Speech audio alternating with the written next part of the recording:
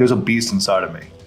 And I have learned how to tame the beast. I've learned how to calm the beast. The beast comes out when there's a lot of emotional or psychological wounds or responses or pressure, and we don't need that physical or reactive beast to come out. Own your future, because if you don't, someone else will.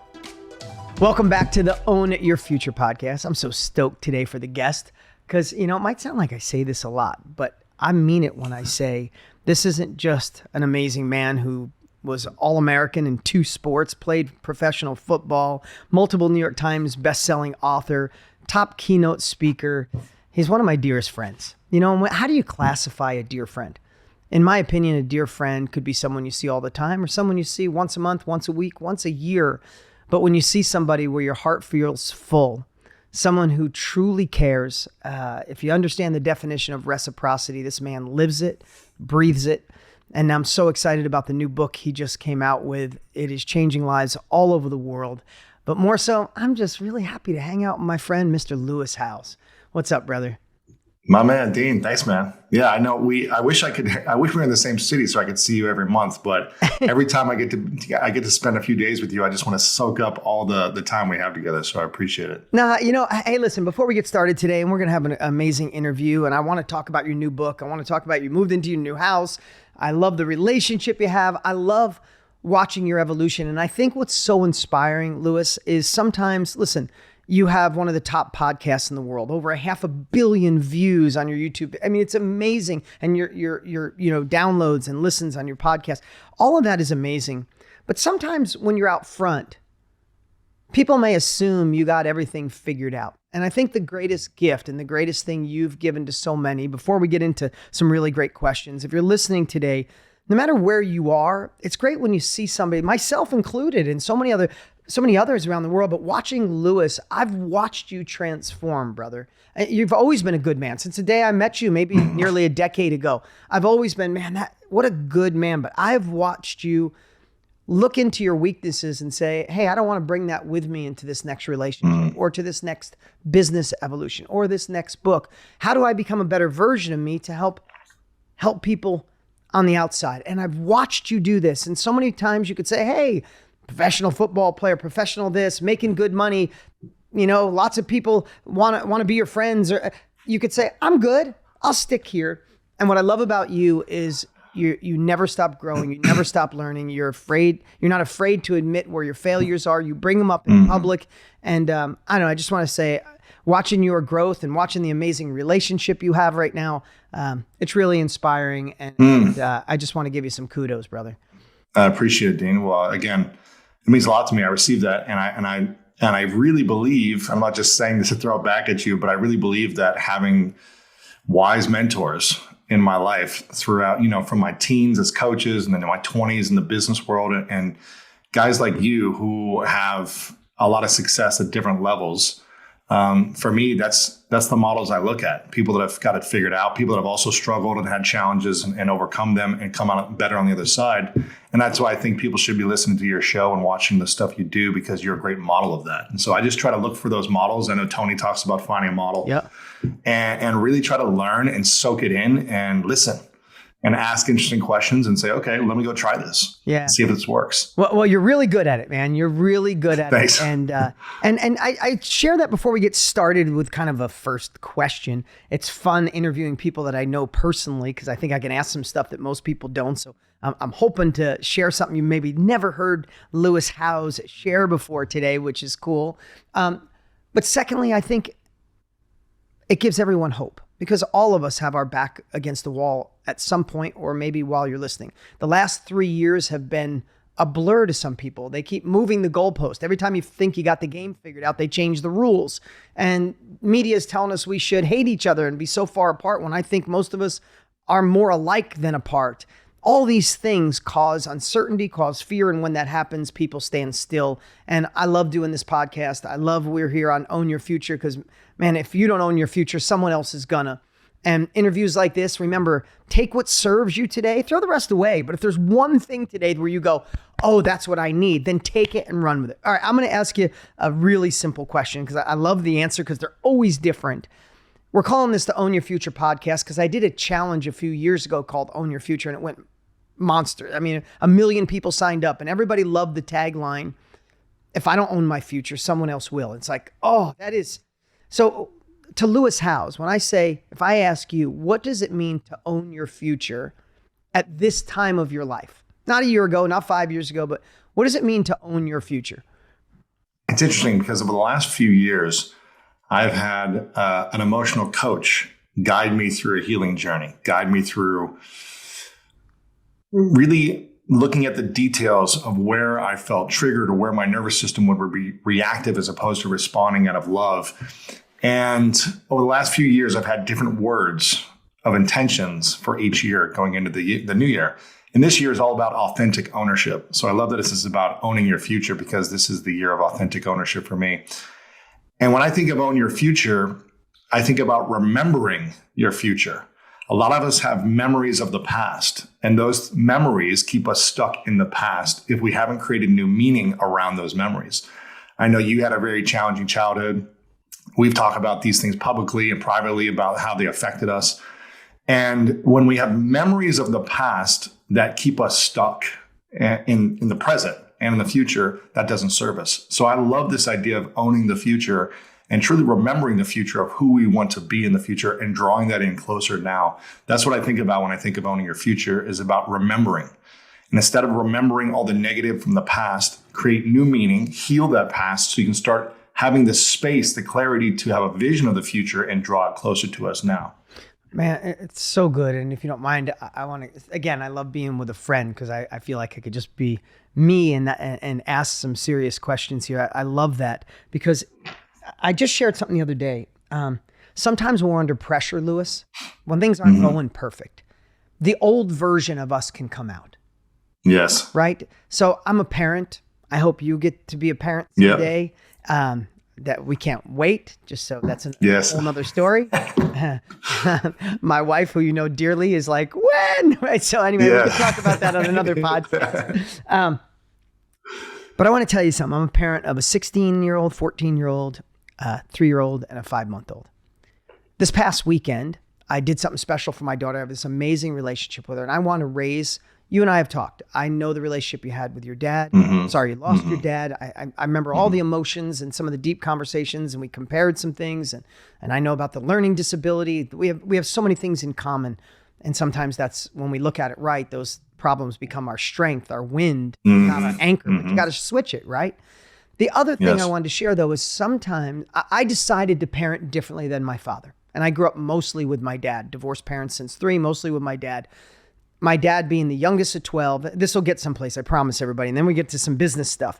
But being the youngest of 12, my dad was physically abused, mentally abused, never got help, old school Italian, and raised me differently. I was always nervous, and he screamed a lot and would break stuff, and very violent. I'll leave it at that.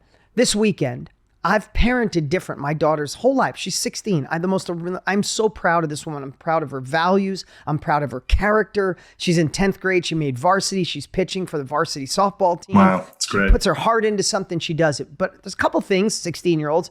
I just ask her a couple things. One, read a book a week, or read 2 hours a week of a book I choose, and keep her room clean. The other night, I got her. So it's all going to land here.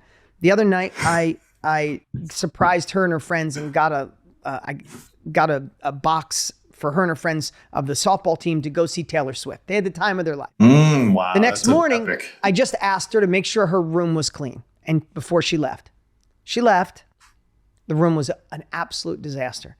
And it happened to be one of these weeks, Lewis, I put in 7 days. You know, you're in the middle of it. You're promoting your book, you're traveling all over, you're jumping on planes, you barely sleep. I just had one of those weeks. And I was at my wit's end, and something triggered in me, like my dad would, that I didn't feel appreciated. I did all this for her. I asked her one thing to clean her room, and I called her, and I literally unloaded on her using swear words, profanity, anger, exactly like I got treated 3 days a week. I have not done, Lewis, I don't know if I've ever done it before. And the only reason I'm sharing that is we went to dinner last night. We made up. I told her about my past. I told her, we are bonded deeper, and I gave her my word it would never happen again. She was wrong, Wow. but I told her, don't you ever let any man talk to you that way, even your father, right? Wow. But I wanted to share that for a reason. And then I want to get to the real question I had, is because I have not seen that version of me. I work on personal development every day. I'm with you 3 or 4 times a year we're working on. I'm partners with Tony Robbins. I've written multiple books on it. I listen to personal development every day. Your book is literally slated. I started it this morning. I freaking absolutely love it. This is what I do. I live it. I breathe it. And still under pressure, after a tough week, after a trigger and a snap, I unloaded on my daughter like a jackass, like I hated as a child. So as you share focus into the future, that was a long question. I apologize, but I wanted to get to it. Yes. Focus on the future, not the past. Sometimes the past is sticky like Velcro. And pressure can bring it out. What advice can you give to people? Say, I want to focus on my future and owning my future, but Lewis, you don't understand.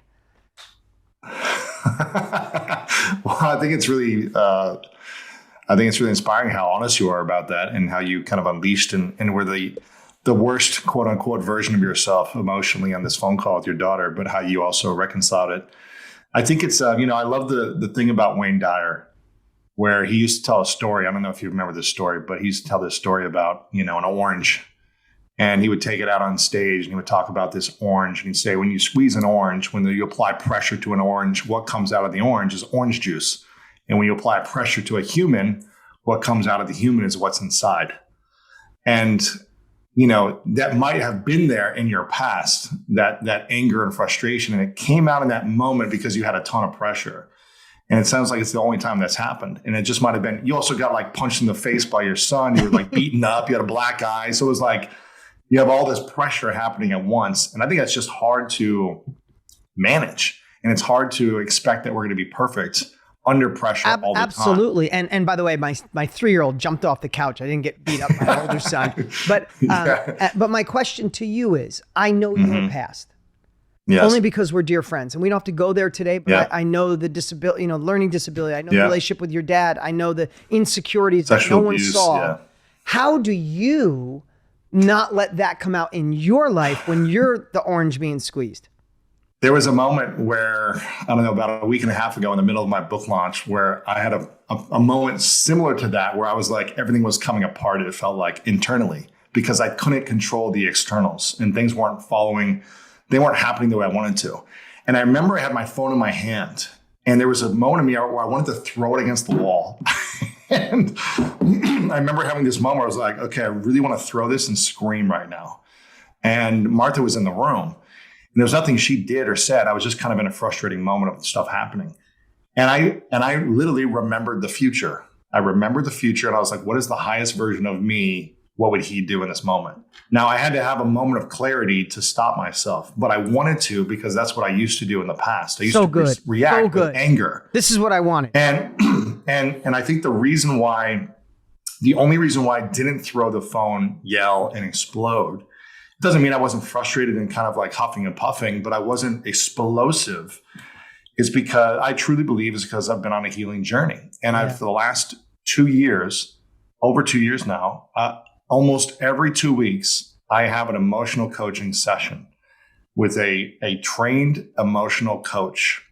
Like you, I can go to the gym and have a great coach guide me in workouts. I can have a nutritionist coaching me. I can have a business coach, which I've got lots of them. I can have all these different coaches in life, but a lot of us don't have emotional coaches. And we can read and listen to podcasts and go to events and all these different things, which are all incredibly helpful reminders and tools. But I truly believe the emotions and the way we think are running in our body and our minds constantly. Our nervous system is always on guard. And if we don't have a coach guiding us, or some accountability, or something beyond books and podcasts and tools and events that are all awesome, then there might be moments where we react. And again, this doesn't make us bad or horrible. I have compassion for myself. I have compassion for you. If we're screaming, we fall off the track, we're not perfect. We're human beings. We're going to be out of integrity at times.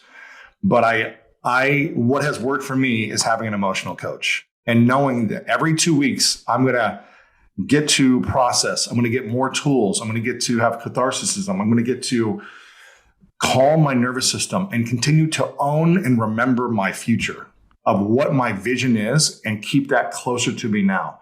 And that process of consistent emotional coaching has worked for me. Now, I, like you, have done many meditation retreats. I've done many workshops. I've done cold therapy, everything you can think of. I've probably done it. And they all work great. But it's the consistency of the emotional. Yeah, I mean, it's just like going to the gym, right? I mean, we have, as you said, we have to train our emotions. And I want to stop for a minute and just share what you said, because I'm going to take this, Lewis, is in the moment, if I would have remembered the man that I've been working to be and the man I want to become, the father I want to continue to be better, in the moment, I have goosebumps. That is something I hope every single one of you heard and take away, because we all get red.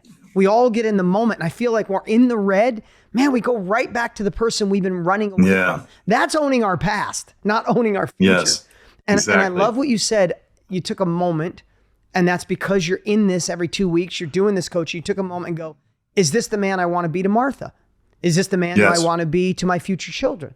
Is this the example I want to be to friends? Yeah. Is this the person I want to be when I look in the mirror?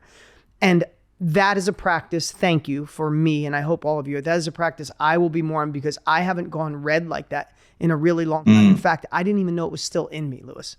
Wow. And so with that, thank you. Thank you for being vulnerable. Yeah, of course. And there's a beast. I was just telling this to Martha yesterday, actually. I was like, there's a beast inside of me. And I have learned how to tame the beast. I've learned how to calm the beast. But that doesn't mean that if I see something unjust, that in my mind, I can think crazy thoughts and think, I want to go destroy this person, or I want to go defend this, or I want to go unleash my power and will against something, or I want to go destroy something. Like, I have these thoughts. And, in some ways, I'm glad there's a beast inside of me for if I ever need to protect myself physically.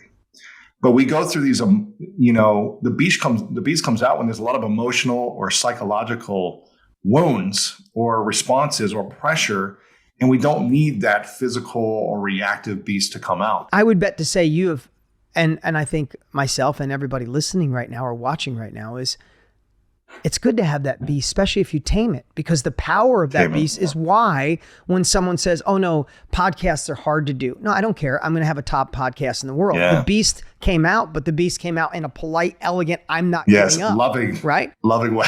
Right. Like when you go through and you say, hey, relationships are hard, but the strength, the tiger in me, I'm coming out and I'm going to do what it takes to attract an amazing woman and have a really great relationship. This beast come out in me, I'm going to write a book and travel all over the world, do whatever it takes to make it a New York Times bestseller so I can change lives, to get people a new mindset.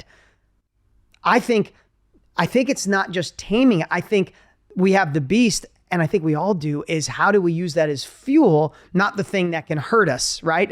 I think in my life, I'm not the same size. I always joke when I'm with you, it's like I'm 5'7" and a half, but I have an inner strength that I've learned to really target and point the arrow in the right direction. And I think that's a great lesson for today. Didn't know we were going to go down that road. Is we all have that hunger. We all have that beast, whatever you want to call it, that inner hero. It's just, how do we spend the right energy? How do we point that arrow in the right direction and unload it for a bigger future rather than dragging you backwards? Exactly. And it's funny you talk about, you're 5'7" and a half, and I love you throwing the half. Anyone who's... When you're 5'7", you throw in the half, dude. I get it. It's funny because the side note here, there was a guy that came up to me the other day at the gym, and he goes, man, you're so tall. And he was probably, I don't know, your height, somewhere around there. And I go, you know what? This has happened to me multiple times where guys come up to me and they're like, man, can you give me a couple inches? And I always say this, I go like, the shorter guys always get the hottest wives. They always make more money. They're always smarter, funnier, more intelligent than the tall guys. So, and he's like, yeah, but I still want a couple inches, Yeah, no, thank you for that. All right. Well, thank you for being vulnerable. I got a couple other questions I had written down for you. In a world gone mad, which I'm 54 and I've been through a lot. I've been through transitions. I've been through a lot of stuff, shifts in market, recessions, all those things. But I've never seen a time kind of so uncertain as this, in the meaning of questioning ourselves and feeling polarized and feeling like confused on the way things are moving and the way people think, and are we really unalike? So long story short, I feel like it's an uncertain time. Simultaneously, don't know where the economy's going. Currently, as we're recording this, we got banks. A couple banks went out. Could be they're predicting another 200 banks are going to go out. It's a shifting time. So in that, people can tend to, and this is our study, people can tend to not realize it, but back up into the goal, sit on their hands and go, hey, let me just see what happens. And you can't own your future by seeing what happens. This is not a time to play small. It's not a time to blame. It's not a time, it could be the last president, could be the current president, could be the next one, but blame has never solved anything. So I wanted to ask you a question. Do you remember a moment in history, maybe it's always been this way for you, where you decided to take complete ownership for your future? Meaning if stuff goes right, that's on me, I did that. But when it goes wrong, it's not the partner or the relationship you're in or the government or the president. There's no way you've had the success you've had in all areas of your life without you being complete ownership of your outcome, even if someone screws you over. Was there a moment? Was it a slow ride? I'd love to hear that. Well, I think when the last recession happened, 2008, when I was on my sister's couch, recovering from an injury in football, I was there for a year and a half. And I remember my sister, after about a year and 3 months on my sister's couch, she gave me an incredible gift. She said, Louis, you got to start paying rent and you need to go get a job. And at that point, for a year and 3 months, I was kind of moping around, just like mooching off of her, just getting free food, living for free, not taking ownership of my future. And that was a great gift she gave me, where she was like, you need to either pay rent or you need to move out. So you got to get a job. And I remember applying for jobs online. This was back in Craigslist days, 2008. So I was applying for jobs on Craigslist, and I found a job opportunity that I was like, I think I could like this job. And I got an interview. And I remember opening the door to go out of my sister's house to head to this interview, for the job interview. And I could not take a step outside of the door. I had the door open. I was looking out at the car that I was going to take to go there. And I couldn't take a step on the steps to go down into the sidewalk, into the car. Because I started to see the future of me taking this action. I started to see, like, I'm going to land this job. I had a big ego back then. So I was like, they're going to love me. I'm going to get this job. It's going to be easy. And then I'm going to work really hard. I'm going to climb this ladder in this career. I'm going to work my way up. It's going to be awesome. And I just saw 5 years flash by. And I was like, but this is not really what I want my future to be. It wasn't bad. It just wasn't the exact vision. And that was the moment I took full ownership. I was just like, I'm going to overcome all the fears. I'm going to learn these skills. I'm going to get more mentors. And now I've got to figure out how to make money on my own. And that's when I think that's right around the time I learned about you. And, I think I met you like within that next year, I think, at Josh Bozzoni's event. I don't know if you remember that. I remember that. On a boat in Austin. Yeah. on Lake Austin or whatever. And I just said, okay, I need to learn. I need to learn from mentors, and I need to get new skills, new tools, and overcome these fears. That was one moment where I said, I'm going to take full ownership of my life. And I remember saying to myself at that time, I will never feel vulnerable in another recession again. And so I prepared myself for 2020. And I said, this is going to happen. And when I was with you and Tony, I think the year before it was, in October the year before, I think in 2019, we were in Fiji. And you and Tony were saying, winter is coming. We didn't know it was going to happen that quickly, but it came. And I remember saying, okay, I'm ready for this. And I owned that moment even more. I went all in on saying, how can I serve? How can I give to my community? How can I find new revenue streams? How can I show up in different ways? And so 2008, 2009 was the first moment. And I just said, never again will I be unprepared for whatever comes my way. And I've had that mentality of just making sure that I save my money, I invest my money, I diversified, I continue to overcome challenges, I continue to learn new skills. And I think for me, the most important thing is I continue to have coaching and be coachable, to be able to adapt and be flexible in these moments of uncertainty. And over the last few years, it has been stressful with all the uncertainty in the world, not because of what's happening in the world, but more because I was in a challenging relationship and dealing with that.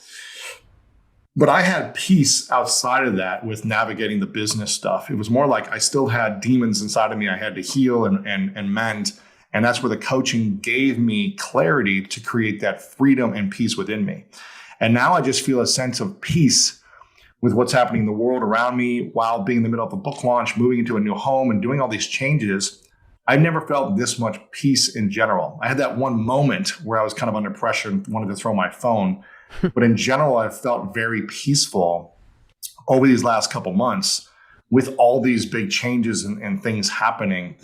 And I think it's just, I keep making the decision to own my future, to remember the future of the highest version of myself that I want to be, and trying to step into that daily. Now, again, in no way am I a perfect human being. I've been, eating tons of junk food these last few weeks while I'm traveling and not working out as much as I want to. But in general, the inner world is peaceful because I keep being humble in my ability to be coached, finding mentors, reaching out for support, like with guys like you, and really not being afraid to reach out for support. I think a lot of people try to do it on their own, and that's what hurts them.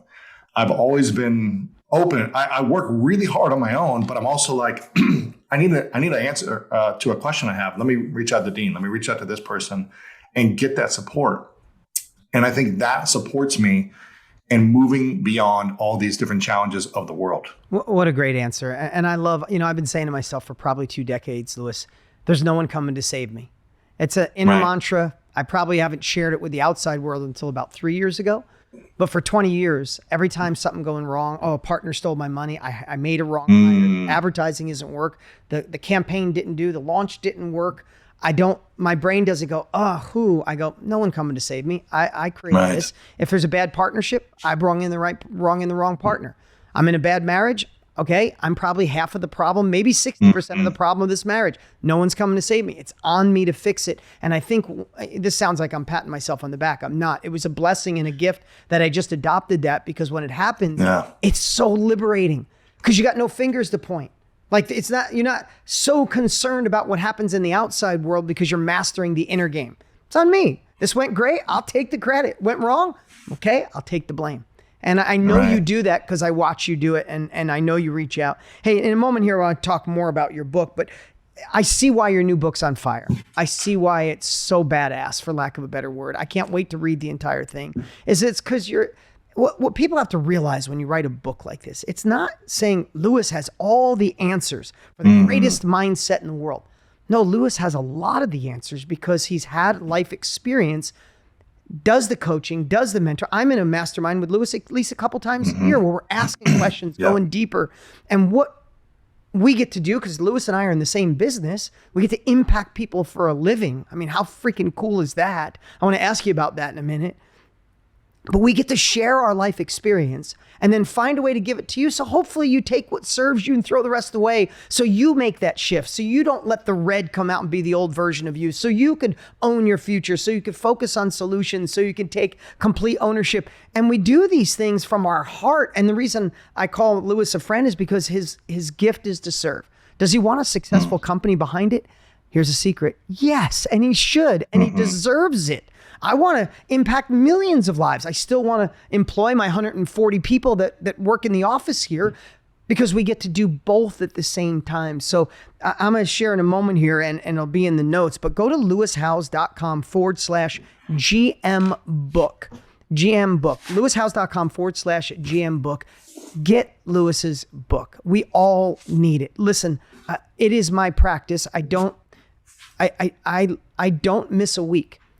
Every single week I am listening to a book, because every book I listen to, I see some of them on your shelves there, the same ones I've listened to. Every book I listen to or read gives me something that helps me become the version of the man I want to be, to own my future even more, not in an ego way, but just becoming better, to have the relationship I have. I'm blessed to have the most amazing relationship I could have ever dreamed of, but I had to do the work, and I got to work on it every day. Right? So go get Lewis's book. I got a couple questions for you. We're in the same business. I mean, let's just pull the curtain back. We get to deliver, share. You do so much of it free with your podcast and with interviews and with YouTube videos. I love all your YouTube stuff. If you're not following Lewis on YouTube, you should. If you're not following his podcast, you should. But we're in the business of selling what we know. right? You give so much away for free, but you sell a book. I hope you have a high level mastermind. I hope you have a monthly continuity that people could be in.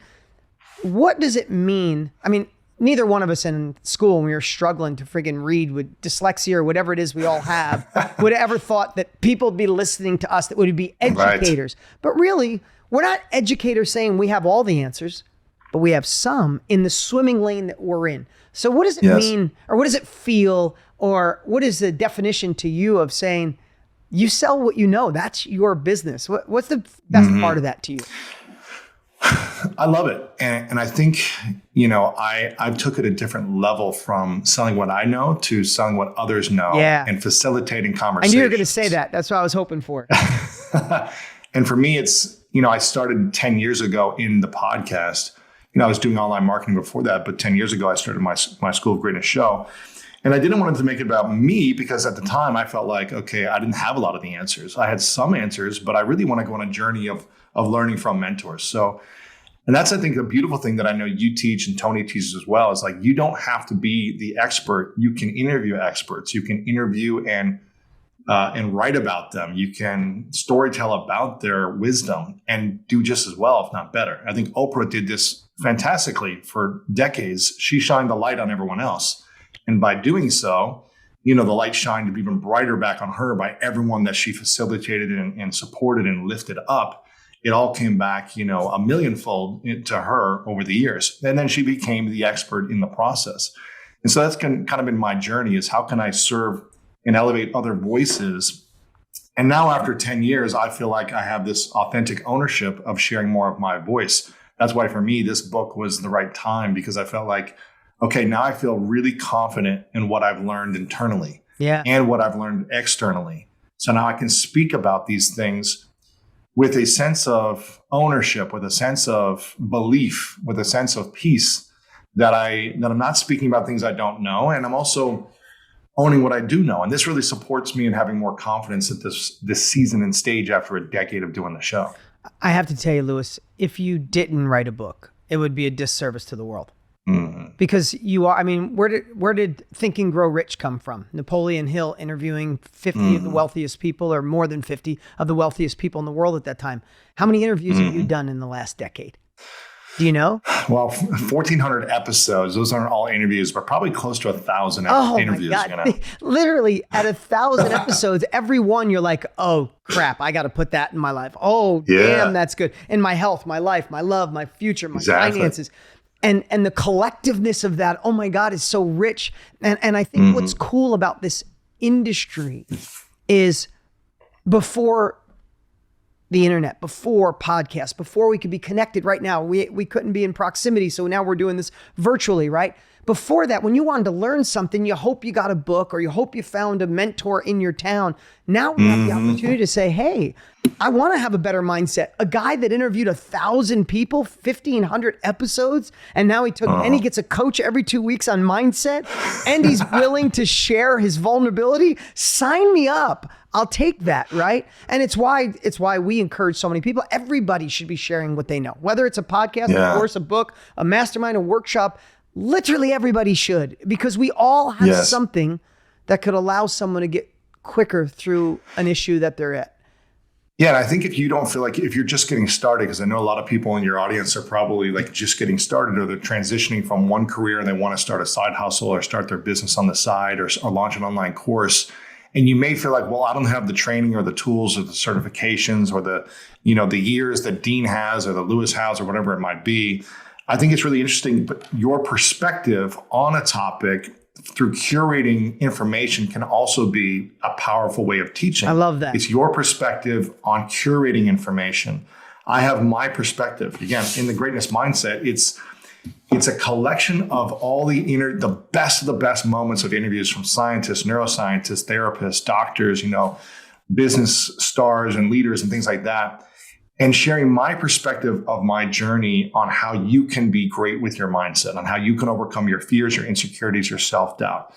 You might have your own perspective of how you've done that, and other tools and lessons that you've learned that reach certain communities, that inspire certain communities.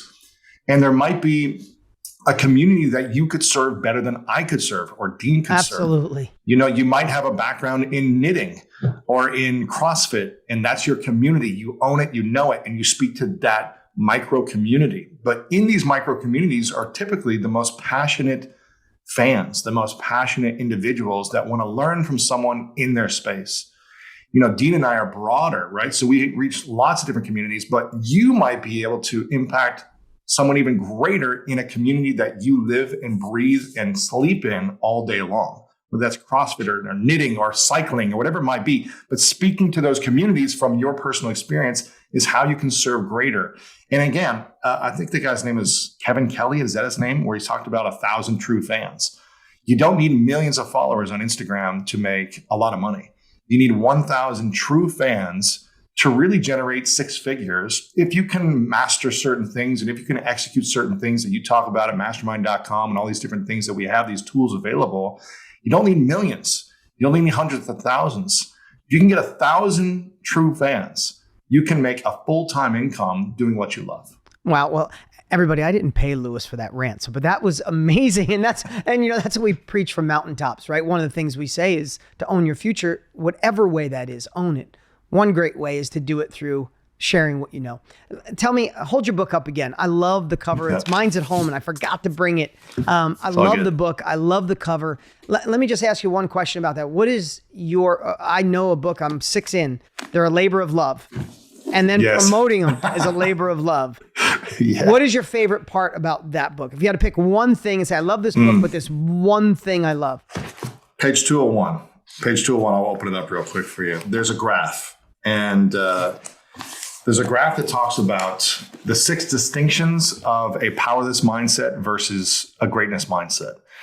And if you just open up page 201, and that's all you do with this book, and you go through these things and you do a self-assessment and you ask yourself, am I living more in a powerless mindset versus a greatness mindset? It doesn't make you good or bad, right or wrong either way. Is this serving me? Is this empowering me? Is this supporting me to accomplishing my goals, my dreams, to having more love, more fulfillment, and having more peace? Eckhart Tolle says the number one thing that people want at the end of the day is inner peace. And I'm a big believer in that. We may think we want money. We may think we want to sleep with a lot of women. We may think we want, all the accomplishments in the world. But at the end of the day, we want those things because we think they're going to give us inner peace, acceptance, self-love, that we are enough. And that's one of our biggest fears, that we are not enough. And when we're driven by not enoughness, we allow the powerless mindset to drive us to accomplish goals. And when we accomplish them, we still don't feel enough. Doesn't mean we're right or wrong, good or bad. It just means we still feel insecure and doubting ourselves. And I believe self-doubt is the killer of dreams. And it's the thing that holds us back the most. That's my thesis. Over the last 10 years, I wanted to interview everyone about how do they overcome self-doubt. Because doesn't matter how much talent, knowledge, wisdom we have. I know so many people way more talented than me that lack the courage to act on their goals and dreams. And I'm like, give me some of your talent. Give me some of your wisdom. Give me some of your capabilities, and I'll do amazing things with it. But when we don't believe in ourselves, we hold back our gifts, our talents. And so on page 201, the powerless mindset, I'll just read them out for everyone here. There's 6 key things of the powerless mindset. And this doesn't mean you're not a good person and you're not loving and generous. It just means these things hold you back from acting on your gifts. You lack a meaningful mission. The enemy of greatness is being unclear, not being clear on what you want for this season or stage of life. That could be a 6-month season. It could be 6 years. It doesn't matter. But just being clear, I want to, get off my sister's couch. That can be a meaningful mission. It doesn't mean you have to get clear on the rest of your life. It's just, where are you heading right now? Lacking a meaningful mission makes you feel powerless, makes you feel like everyone's against you or you're being pulled in every direction. Your energy is not in focus. The second thing is being controlled by fear. We're all going to face different fears through different stages and seasons of life. I'm not a father yet. I'm sure I'm going to have some insecurities and fears that I'm going to have to overcome and face when that comes. I had to move into my first home. There were some insecurities and fears I needed to face. But when we're controlled by fear, it just holds us back from acting courageously. So we need to learn how to do that.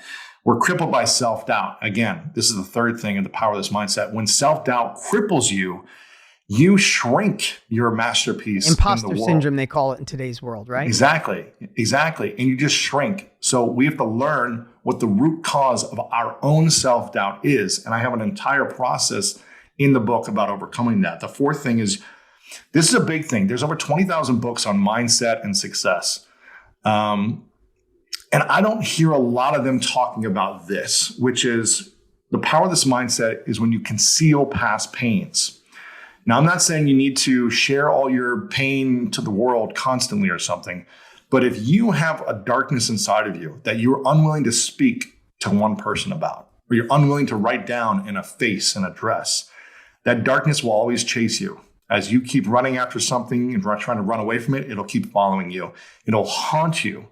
And so learning how to not conceal past pains, that's the power of this mindset.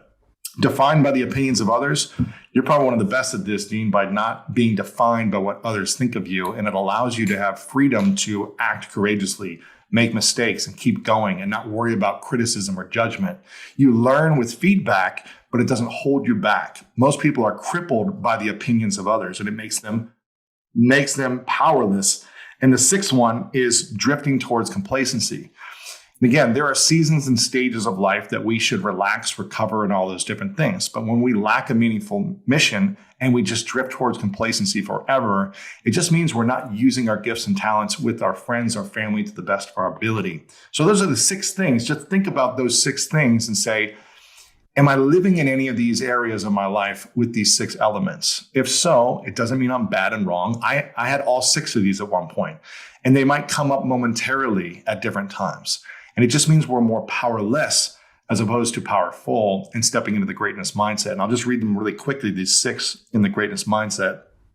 Driven by a meaningful mission, not by fear, not by anger, not by resentment, not by frustration, but driven by a meaningful mission. And when I talk about meaningful, it's more than just you. It has to include others in the mission. That is more meaningful.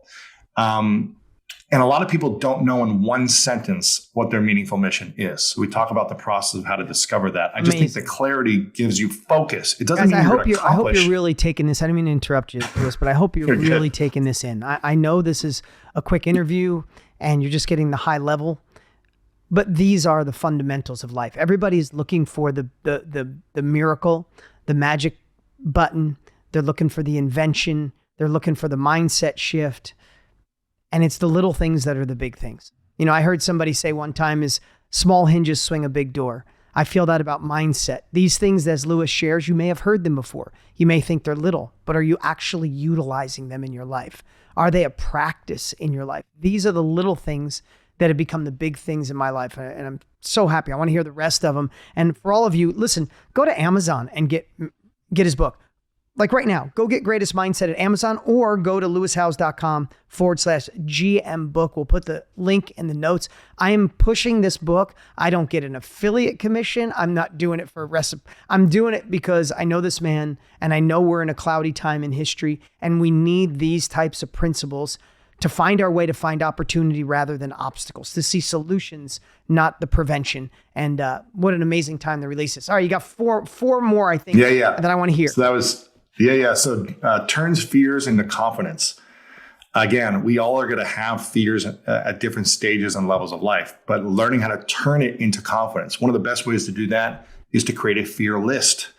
When we face and look at our fears by writing them down and say, okay, this is my fear list. And then we say, I'm going to do everything in my power to go all in on these fears until these fears disappear.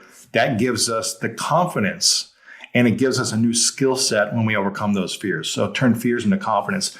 Overcome the self-doubt. Again, you got to get to the root of what that I'm not enoughness is coming from and learn how to overcoming self-doubt. Healing past pain. This is a thing that, again, for many years, I was driven to achieve, but I was running away from the past pain. And so it kept coming up.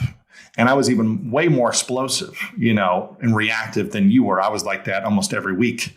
On the basketball court or with friends or in business, I was much more defensive 10 years ago and reactive because I wasn't healing the past pains. I was driven by the past pain to show and prove and win and accomplish. And so we've got to heal past pains. The fifth one is create a healthy identity. 10 years ago, I created a new identity where I used to say, I'm stupid, I'm an idiot, I'm a dummy, I'm never going to amount to something intelligence wise. And then I shifted it and created a new contract with self. And I said, I am a loving, passionate, wise man. I had an emotional contract with self. And I had to start living into that on a consistent basis and finding ways where I could believe those things as opposed to the past contract. And the sixth one is you take action with a game plan.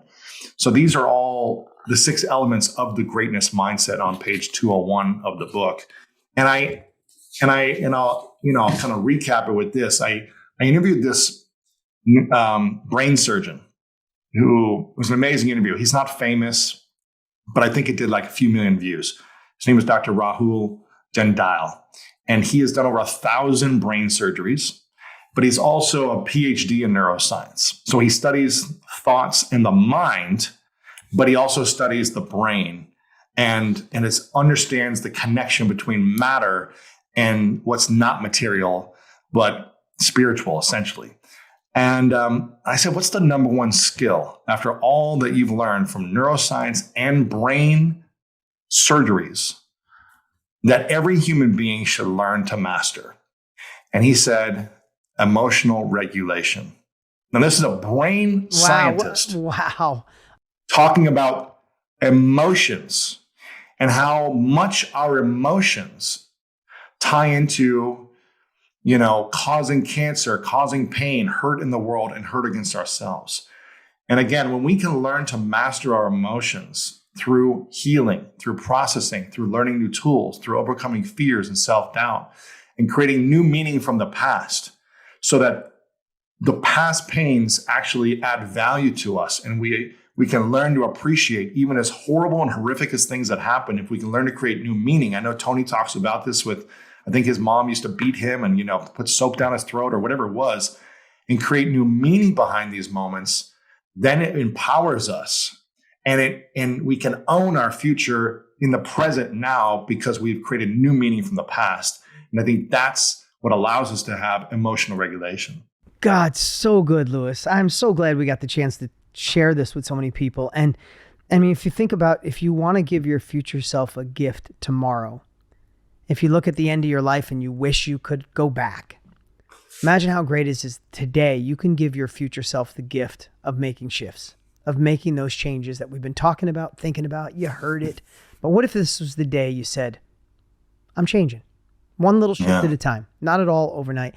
Lewis, I love that you wrote this book, and I hope everybody goes out and grabs it and keeps going. Hey, one thing I was inspired by you guys when we were all together in California. On the podcast, what I've been doing, last interview I did with Trent Shelton went really great. I said, if you have any question you'd like to ask me, if there's anything, you guys inspired me to do this. Is there anything that I can help you with on your book, for business, for marketing, for life, love? I'm a little bit ahead of you. I'm a little bit ahead of you, married to a Mexican woman. So I'm just a few steps ahead of you there. So if I could give you any advice there. I got a question. Well, I'm always going to have lots of questions for you, but I want to ask you a question I think it'll be resonate for the audience here. I don't know if you, and cut this out if this isn't public yet, but does your audience know you're doing something with McConaughey? They will by now.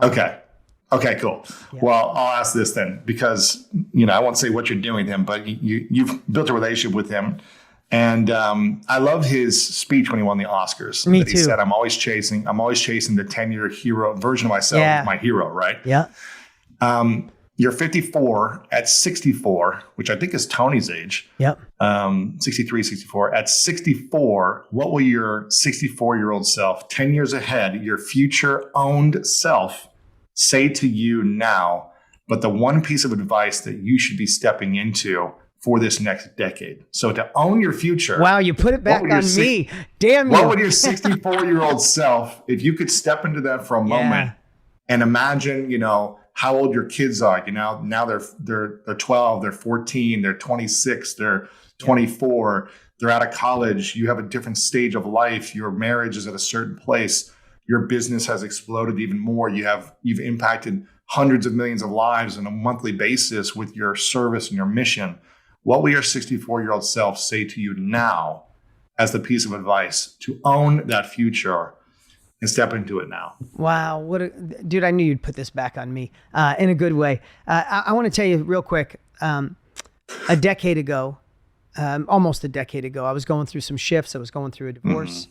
I was really worried about my kids because I was a child of 9 divorces. My parents got married and divorced a lot. Wow. I just was projecting they would feel the same stuff I felt, even though I'm not the same man, not the same situation. You got to go back and do that healing. And I remember sitting with Tony Robbins. I flew to his house and I was in an angst place worrying about my kids. And he just looked at me, and I was 3 or 4 years away from being 50. And he looked at me and said something we've all heard, and you've heard, Lewis, and I've heard, but it was in this moment that I heard it. He said, let's talk about all this stuff. I don't want to know what you're going to do. I want to know, who do you want to become in your 50s? And it's not profound, but it was profound in the moment. Sometimes it's the message, sometimes it's the timing, sometimes they come together. And I remember I just stopped talking. And I literally went back to my hotel room after being in his house for several hours. I just started writing who I wanted to become. I want to be a more connected man. I want to be the man that attracts an amazing woman, not just look for an amazing woman to be attracted to me and heal me. I need to heal. Like, you want a badass woman, become a badass man. I want my children to feel connected and alive and not obsessed on success, obsessed on being a fulfilled human. So what can I do to empower? And I just kept writing down who I wanted to become, the man that could be friends with his ex, but a true friend, so our kids don't feel fragmented. And this stuff just kept pouring out of me. And as you were asking me that, I'm like, wow, it's been almost 10 years. I need to ask myself the question again, Lewis. Who do I want to become in my 60s? You know, I'm 54, I'll be 55 this year, but who do I want to become? And I would say, I love what I do for a living. I love that I get the chance to be friends with amazing people like you and be in a place where I get to help impact lives. I'm not everything. I'm not getting straight A's and everything, but the areas that I'm good at, I can help people go faster while we grow a business. I would say the man I want to become, I want to make sure that I'm truly a next level present father and husband, because I could provide all the things in the world, but if I'm not there for the little things, then I missed it. I have some younger ones, so I'll still have kids in their teens. And I definitely know that I love what I do so much that I have to find more balance, because I will choose work over anything else because I love what I do. So thank you for asking me that question. Yeah. So you think your 64-year-old self would tell you to find more balance? Yeah, find more balance. Yep, find more balance for sure. Because I definitely love what I do, and I drive hard. I drive hard. I drive harder now than ever before, and I don't need to. So thank you for that amazing question. Last thing. I'd love to know who in your life. Sometimes there are people in your life that it's obvious to thank, and there's some people who may have done you wrong or weren't perfect at what you do. But because of that, you're the man you are today. So before we end, who would you like to thank today for the man you are today? I mean, well, there's 2 things that came to my mind quickly. This may sound weird, but I want to thank, this is not an egotistical thing, but I want to thank myself for having the courage to overcome all of the fear. It's interesting, in my dedication to my book, and I didn't know if this would come across well or not, but I'll just read it to you. And I think when people see it, they'll understand. I dedicate this book to my younger self for having the courage to carry me through pain, my current self for facing my shame and learning how to heal, and my future self because the journey to greatness has only just begun. I love that. So that's not from ego. That's from doing the work. Yeah, and really facing shame and insecurity, because I would not have peace internally had my younger self not been willing to have the courage to dive in and be vulnerable and open up and go to coaching and therapy and all these things and really heal, because that has given my future self, my higher self that I wanted to come here quicker. And it took me a long time to get here, but I'm grateful for that. I also want to thank all my previous relationships, all the women that, that taught me so much. And even though a lot of them tried to hurt me after we broke up, that gave me spiritual lessons when they would try to say bad things or talk behind my back or say things publicly or whatever to try to shame me or something. It taught me incredible lessons about detaching myself and spiritually purging things. And so I'm grateful for all of them, even though probably none of them are grateful for me. I'm grateful for all of them for teaching me lessons. It took whatever that journey was, your fault, their fault, mutual fault. It took all of that and the awareness so you could be in the amazing relationship you're in today. Exactly. Right. And I'm grateful for it I get all. to see it behind the curtain, and it's amazing. Lewis, thank you so much. This is amazing. Thanks, Go Bob. out and get Greatest Mindset. Go grab that book. Go to lewishowes.com/GM book, or just go to Amazon and grab it. Once again, safe travels. I know you're going on a trip tomorrow or today. Today. Enjoy the trip. I appreciate this time. I appreciate you, brother. Keep up the good work. And those of you watching at home, keep this momentum alive. Do 3 things. Go listen or download 3 episodes. Keep going. Listen to the next one. And we do this for you. So if there was anything that Lewis and I shared today that you loved, share it with a friend. Like right now, take the link and share it with somebody that needs it. And if you want to stay updated and informed, you can grab our newsletter at deansnewsletter.com. We'll let you know who's coming up. Appreciate you so much. See you next time.